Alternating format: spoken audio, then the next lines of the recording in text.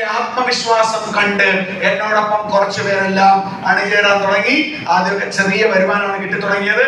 ആദ്യമായിട്ട് എനിക്ക് mileage sale നിന്ന് കിട്ടിയത് 1071 രൂപയാണ്. ആ 1071 രൂപ കിട്ടിയപ്പോൾ ഒരുപക്ഷെ 2,10,000 കിട്ടിയതിനേക്കാൾ ആവേശമായിരുന്നു എനിക്ക്. അത് ഞാൻ സുഹൃത്തുക്കൾക്കെല്ലാം കാണിച്ചു കൊടുത്തു. അവരെന്നോട് പറഞ്ഞൊരു കാര്യം ഒരുപക്ഷെ നിങ്ങളോട് പറഞ്ഞിട്ടുണ്ടാകും, 1000 2000 ഒക്കെ കിട്ടൂടാ ശ്രീജിത്തെ, പക്ഷേ 2,10,000 അതൊന്നും നിന്നെ പോലുള്ളവർക്ക് കിട്ടൂല. അതൊക്കെ നിന്നെയൊക്കെ മോട്ടിവേറ്റ് ചെയ്ത് വിടുന്ന ലീഡർമാർക്ക് മാത്രമേ കിട്ടുള്ളൂ എന്നാണ് എന്നോട് എന്റെ പല സുഹൃത്തുക്കളും പറഞ്ഞത്.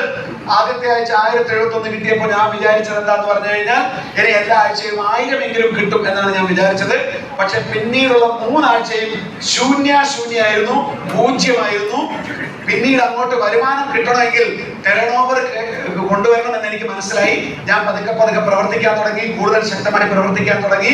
പതുക്കെ എനിക്ക് വരുമാനം കൂടാൻ തുടങ്ങി. ആദ്യമൊക്കെ ഒരു 2000 3000 പിന്നെ ഒരു 5000 ഒക്കെ കിട്ടാൻ തുടങ്ങി. ഒരാഴ്ച 5000 ഒക്കെ കിട്ടിയ പിന്നെ 2-3 ആഴ്ചത്തേക്ക് നെഹി എന്ന് പറഞ്ഞാൽ നെഹി ഒന്നും കിട്ടൂല. പക്ഷെ കിട്ടുന്നതും കിട്ടാത്തതൊന്നും നോക്കാതെ പ്രവർത്തിക്കാൻ ലീഡർമാര് പറഞ്ഞു. ഞങ്ങൾ അങ്ങനെ തന്നെ പ്രവർത്തിച്ചുകൊണ്ടിരുന്നു.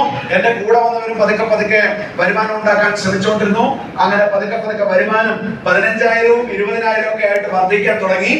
ആഴ്ച വരുമാനം 15,000 20,000 ഒക്കെ ആയിട്ട് മാറിയപ്പോൾ ഞാൻ എന്റെ ജീവിതത്തിലെ ആദ്യത്തെ ഒരു അച്ചീവ്മെന്റ് സ്വന്തമാക്കി. ഞാൻ പോയിട്ട് ഒരു i20 കാർ വാങ്ങിച്ചു. 10 ലക്ഷം രൂപയുടെ കാറായിരുന്നു.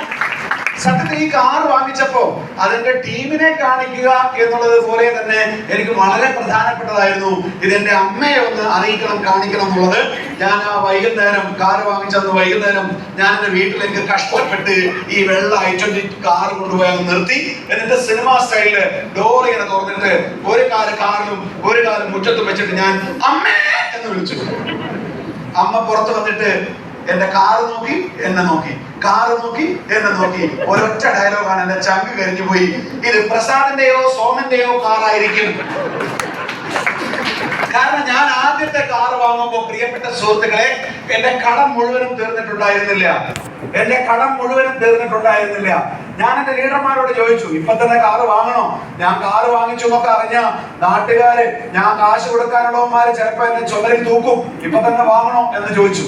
അപ്പൊ എന്റെ ലീഡർമാർ എന്നോട് പറഞ്ഞൊരു കാര്യം, നിനക്ക് ഒരുപക്ഷെ ഈ കടം മുഴുവനും തീർത്തിട്ട് ഈ കാർ വാങ്ങിക്കാം, പക്ഷെ നീ ഇപ്പൊ ഈ കാർ വാങ്ങിച്ചാൽ ഉള്ള ഗുണം എന്താന്ന് പറഞ്ഞു കഴിഞ്ഞാൽ നിനക്ക് കോഴിക്കോടും കാസർഗോഡും മലപ്പുറത്തും എറണാകുളത്തൊക്കെ പതുക്കെ ടീം വരുന്നുണ്ട്.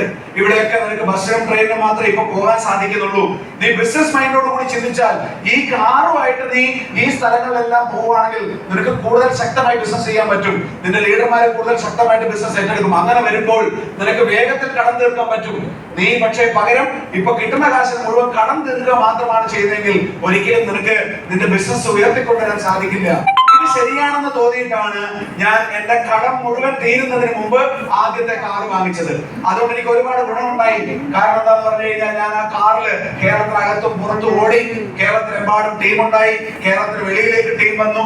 എന്നോടൊപ്പം ഉള്ള പല സുഹൃത്തുക്കളും എന്നെ പോലെ ഒരാൾ കാർ വാങ്ങിച്ചു എന്ന് അറിഞ്ഞപ്പോ അവർക്കും ആവേശമായി. അവരും ശക്തമായിട്ട് പ്രവർത്തിച്ചു. പതുക്കെ എന്റെ വരുമാനം വർദ്ധിക്കാൻ തുടങ്ങി.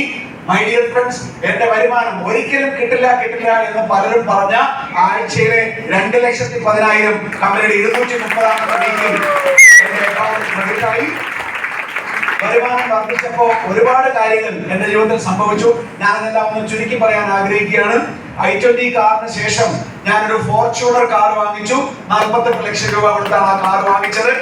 ഞാൻ വളരെ സാധാരണ കുടുംബത്തിലുള്ള ആളാണ്.